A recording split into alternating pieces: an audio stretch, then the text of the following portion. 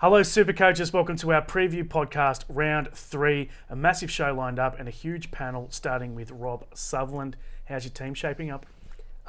Pretty good, Tom. I had a good week. Had no trades last week. I can't decide if I'll do 2 or 3 this. Any Vegas stories for us this week?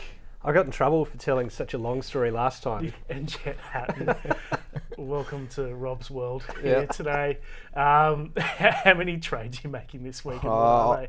I can't decide if I'm going to make 2 or 3, but I'm angling to use a boost this week, mate. So I'm probably going to make 3. And what are you thinking? I'm going to trade out Garrick for Tamale, which is a bit of a, I'm not sure about. I sort of soured on Jamie Humphreys, even though I talked him up yesterday. I don't like the Rabbitohs draw over the next few weeks, so I'm going to go Tom Duffy out for Lockie Galvin. I'm going to switch Metcalf up to halfback.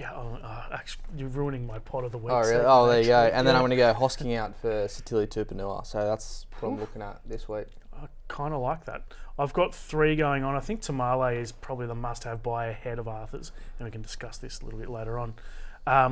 Duffy, I've got to Humphreys or Starling. I'm just trying to work that out now. And then Hopgood goes to Haas. What trades are you thinking? Duffy's going to Starling for me. I just prefer the base. Humphreys is going great, but he had a couple of pretty soft games, and the draw gets a bit tougher for them from here. So I'm leaning towards Starling with that sort of more reliable 40 base and the attacking upside. And I've got to say, I think I gave him a hard time for a couple of years. There was a really good story came out a few weeks ago about him talking about the legal case he was involved in, the fight in Central Coast, and how much it impacted him.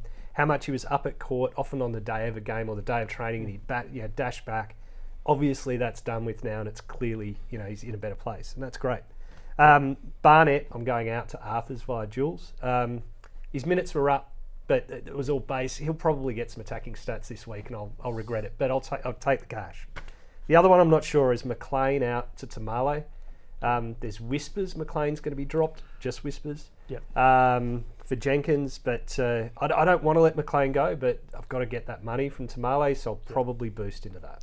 Let's go into the no-go zone. This is the players the popular player that you think you should avoid. For me, I've still got Jesse Arthars in the no-go zone. I think only because I can only get one of him and Tamale. I've got Tamale ahead, mainly because he's just 100k cheaper. He's going to go up by about the same amount. Jesse Arthars, it's an awkward price. If the tries dry up, he still makes 150k. If he keeps scoring tries, he makes 200, 250k. If it's a 50-50 call between Tamale and Arthars, you definitely go Tamale. Thoughts? Yep, I'd 100% go Tamale. The Raiders look like their attack's brilliant too. It's 30 points the first 2 games of the year. Arthars can go very low as well, as we've seen in the last few years. Obviously, he scored big the last 2 games, but you can certainly go low. Bit of a hot take, this one. No-go zone for me is Payne Haas. Everyone's going him. Not because I think Payne Haas is a bad player. I think he's awesome. I think he's a great SuperCoach player. I just much prefer Tino as a buy. He's about 150k cheaper. He turned up on the weekend. Minutes aren't an issue at all. He played 55, 2 stints in the first half. Most people have Terrell Mayne, Big Red, which I'm happy to run them as my front row 1 and 2. I just think he's... it's a waste of a trade, and you're paying up for him. So you can concentrate elsewhere, that's for sure. No-go zone. You're right. I think the beauty of Haas is that the price is high. So even if he keeps going at 80, he's going to go up about 80k. Yeah. That's not a huge amount, when Somali can make it in a week. Look, I've got my no-go zone because I've totally misinterpreted what we were meant to do, which is I'm seeing people go Tom Trbojevic to Arthars. I don't understand people selling Trbojevic to get to Arthars. Tamale, I would say, he's in a bad spot, which is it's a sticky 3-way, right? So, he's Ricky Stewart's got to choose between these 3 wingers, and at the moment, Tamale seems to be the one in front of Albert Hopewade, but we don't know that's going to continue. That could end. Ricky Stewart can be capricious at times with his selections.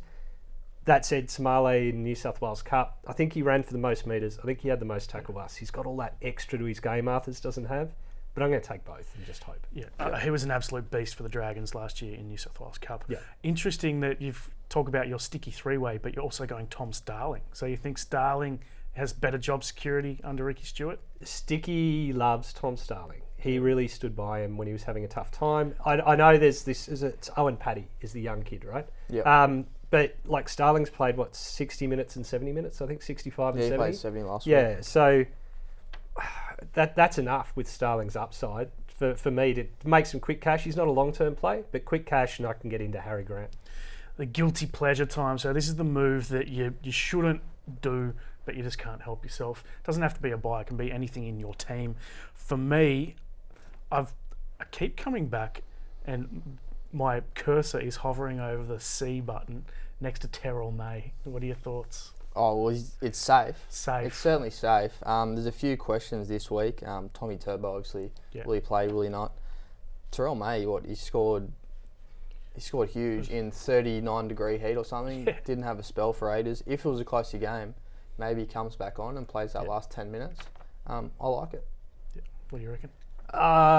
It's boring. It's boring. It It's is boring, so yeah. boring. Yeah. It's it's more of a throwback to the Gallen and Parker days. It's just a bit of a nostalgic thing. I prefer. And I probably won't do it. I'll end up going Cleary and Ponga or something, VC and C. But at stages this year, particularly over the buys, Terrell May will be used as a captain for Sagan's Paradise. Sure, but I prefer Tommy. I always captain Turbo at home. Like, Yes. that's the Tommy I like. Even this week. yeah. this week. No, So no, with the that's ham- you doing Yeah. it, not me. I wouldn't do it. I want you to do it. Yeah, I'm So I can live I'm vicariously. considering it. I am toying with it. It depends. We'll have, obviously that's going to be a big thing for late mail.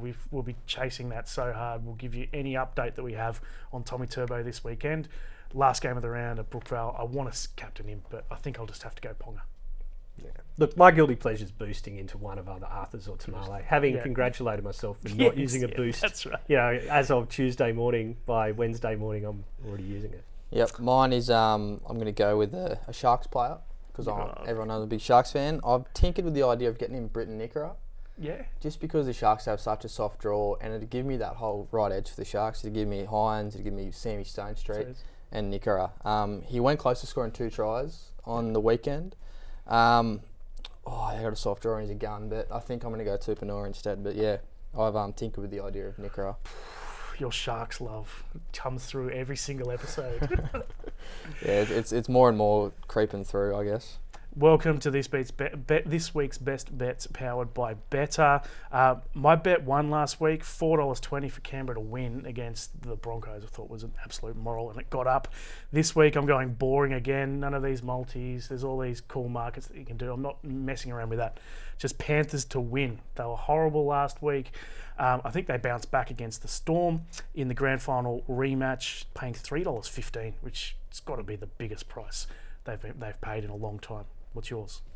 Tom, that's just boring. I don't care about collecting little bits. So I've gone... You did $2.80 last week or something. Yeah. And did it win? No, it didn't, because I had the Panthers to win by 20 right. and a half. Yeah, you had Panthers. I'm not saying I'm consistent, Thomas. It's just today. This is where I am. Anytime try score a parlay, Mulatalo against the Rabbitohs, Taruva against the Dolphins, Crichton against the Eagles. Yep, I'm going to go... 5-1. I'm going to go with one, it's about $2.75. Focused around the Cowboys' left edge defensively. Yeah. The last 2 weeks they've got torn apart. First week it was Jason Saab and Garrick. Last week it was Sammy Stone Street. This week I'm focusing on Sell and Cobbo, 2+ tries, $2.75. Nice. Yep, I like that. Very much like that. What are you really gambling with? For free and confidential support, call 1-800-858-858 or visit gamblinghelponline.org.au. Questions, lots were coming through this week. I think the biggest one is Starling or Humphreys. Who are you going to go with? Oh, I'm not going with either anymore, but I'd probably go Humphreys just because he's not a boring... Starling's not a boring player, but Humphreys, he's got a lot of excitement. He's, use this term in horse racing, he's lightly raced, so he's only going to improve with the run. He kicks goals as well. But yeah, they do have a tough draw, the Rabbitohs. That's my only knock. But yeah, I'd go Humphreys over Starling. I like Starling. There's been a change of gear. He's got the blinkers on now. He really seems to be focused, finding the line. Yeah. So I'll go that way. Stepping up and trip too with the extra minutes. Yeah. Thoughts on Nafahu White or Emre Gula to Jordan Ricky? You spoke about him a little bit yesterday in the office. To get a piece of the Broncos' nice draw. What are your thoughts? If I'm going to do one of them, it's Gula, because I think Clemmer coming in, we were talking about Clemmer coming in is going to impact one of, if not two, Gula and Stewart, even possibly Couchman. Yeah. So with the uncertainty, take him out. Do I get Ricky? I looked at it. I looked really hard at Ricky. His base was in the 50s, I think. First 2 weeks, fantastic. The only Broncos doing a lot of tackling in the forwards, other than Payne Haas.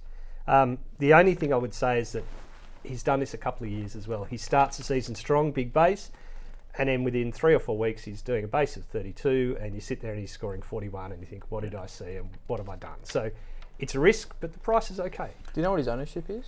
Low, and his price is, I think, cheaper than Satili Tupanua. So, you know, like Oh, if there you're you go, looking for, that sort of thing, it's not bad. And a question from Matt McInerney, who is chief of staff on our team. Are you risking Turbo this weekend, Sunday at Brookie, with a dodgy hammy plus a lot of cash? First thing I'll say is it's actually not that much cash, because his break even is just over 100, which is essentially his average at Brookvale recently in uninjury affected games. Now the issue there, of course, is the injury. I really want to put the C on him at Brookie, but I would have to get really solid mail from our basically Manly correspondent Dean Ritchie to lock him in. I don't understand people dropping him. He's got to be confirmed out for weeks before I drop Turbo. It's a trade wasted. I don't care about his BE, because anything up to 150, I figure he can cover it. Yep. Next week he's got the Eels, so that's a definite captaincy. For me, he's in my team until he's not in the team, and then I'll just work it out like 24 hours before. Yep, I agree. I wouldn't be dropping Turbo, but it is a risk to have the C on him. We spoke about it yesterday, but you can use Isaiah Ayongi if you own him, and there's a good chance that you do, who plays on the Sunday as well, so you can use him as a bit of cover late in the round. On to pod of the week. You stole mine in Lachlan Galvin. I think that's a sensational trade. Luai is running the team, so Galvin can do whatever the hell he wants, and that's when he plays his best. Yep, well, Tupanua's mine. I think he's just an easy sell down from Hosking. He's going to get attacking upside. Well, he's got attacking upside, I might say, and he's in a good team. Yep. So, Tupanua for me. Adam Reynolds is mine. I talked him up pre-season. Said I thought he was going to make about 100k over 5-6 weeks. He's probably going to make 100k over 3 weeks. He's averaging 80, and he's got the Cowboys, Dolphins, Tigers, I think, in the next 3. Super soft. I can see him averaging 75 plus over that 3 week. The other guy I want to point out is Siwa Wong from the Roosters, who is now on an edge. So Radley's back. They've also got Collins and Spencer Lenu back. So 3 middles back. But Radley's been named a lock, which means Wong is starting on an edge. So it should be good minutes on the edge for Wong. Just watch Nat Butcher might come in. Yeah, so what's the go with him? He's had it in hospital. Yeah, but he's back. He's in the reserves, and it would not shock me if he comes into the team. Okay. One thing I thought, what about, you got Zach Docker-Clay there on the bench, who will spell Connor Watson, but he's played 80 the last 2 weeks and moved into the middle. Yep. Does that put Radley in the back row and then maybe Wong to the bench? Yep. Good call. Yeah. All right, you've just poo-pooed. Yeah, I think there's completely crapped all over one of my pods. Thank you very much. But that's what the podcast is for. Cheapies. Okay, so Tamale and Arthars, we've worked out are the 2 best. Which order you have them in is up to interpretation, but I think Tamale is more important. Matty Nicholson. So you wouldn't get on this week, but next week could be the most purchased player. Got 98 on the weekend on his NRL debut. He's got pretty good job security now that Hosking is out for 4 to 6 weeks. So next week, one thing to point out for next week, you may need to boost next week as well, because there's going to be lots of good buys next round. Yep, you'd just like to see a bit more base from him, wouldn't you? He base, what, 36? So base was in the mid-30s. Yeah, so it's a wait and see. He runs a great line, so he's going to score tries. Yeah, I'd just like to see that base increase when he doesn't get those tries, because he's not going to get 2 every week. 100%. Wait a week, take the week, you might as well. Yeah. SuperCoach Plus, your trial has just run out. So if you're wondering why you can't see captaincy percentages, most popular players, averages at venues, all that sort of stuff. The green lights next to each player to see whether they're in the team or not, the red light, the injury reports, all that sort of stuff you cannot see anymore if you don't have a SuperCoach Plus subscription. I suggest you get in there and get it for $29.95 for the year. It's a bargain. Or get the code subscription, $59 for a year, $1 a week. That's a bargain too. You get all the SuperCoach content plus SuperCoach Plus, all the stats. Dive in there into the app now and get that today. Key injuries, we've got Dylan Edwards, not really Supercoach relevant, but 2 to 4 weeks. Hosking, 4 to 6 weeks. You reckon Tupanua is the best replacement there? Yeah, 100%. Well, there's a few replacements. I just like Tupanua because he's cheap, he's got a low break even, and that 100 will fall out of his rolling average next week, but I think he'll get a big score anyway. What about Hubner? Do we all own him, and are we all holding? He's out for 2 weeks through suspension, but he's still got a pretty low BE. Yeah, 100% holding. There's still big holes at the back of the Rabbitohs, in their back row. So when he's back, he should get back on to decent minutes. Yeah. Yeah, I'd hold him too. On to captaincy. What are you thinking this week, Rob? I'm going VC Cleary. I don't care that it's the Storm. He can go big against anyone. They're going to be pretty salty after losing to the mighty Roosters. It's no shame. It's a foundation club. Probably taught Penrith a little bit about what rugby league really means, which is great. I was expecting that. There's no way I was expecting the Roosters to get pumped. C Ponga. C Ponga. Yeah, I'm doing the same, which is boring, obviously. Ponga's at 26.5%. The interesting one is Turbo at only 9%, and a lot of those will be hangovers from last week.